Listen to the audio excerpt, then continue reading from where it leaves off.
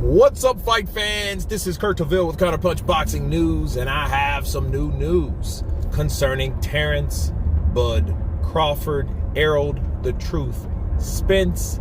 Get this. Errol Spence officially activates the rematch clause. It's exactly what he's mentioned right after the fight. We're going to have to do it again. We're going to have to run that shit back, right? And he has officially activated it.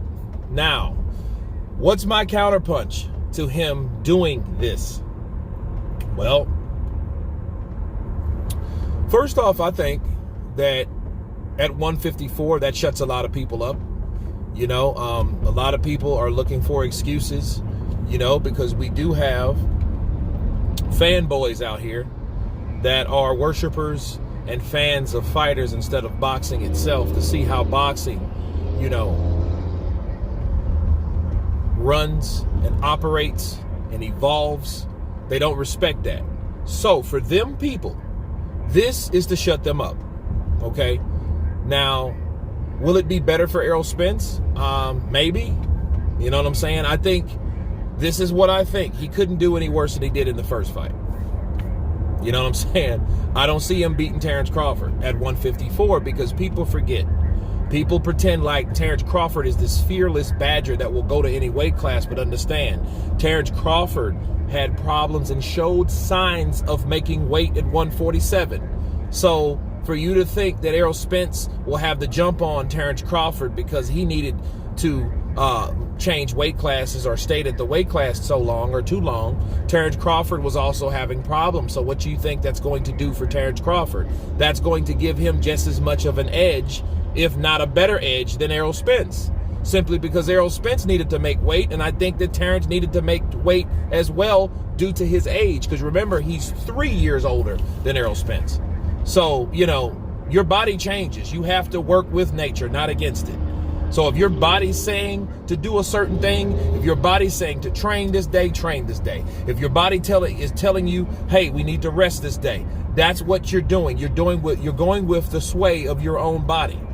Okay? So if your body's saying, I don't want to make weight at this weight, stop trying to make it. Don't fight it. Okay? Embrace it. And that's exactly what I think Terrence Crawford is doing, and I think that's what Errol Spence should do. But I think he will do better in the rematch. Will he beat Terrence Crawford? No. I don't think he beats Terrence Crawford because the same trainer will do the same things, because I think it was some arrogance of, now that we look back, you look and see how Derek James is taking it based on what he's saying. I think it was arrogance because he's talking like an arrogant coach. You know, saying it was all about Errol and not about Terrence. Well, if that's the case, that means you got a lot of work to do, don't you? So, hey, but on a positive note, it gives you more respect for Errol Spence to do exactly what he said he was going to do.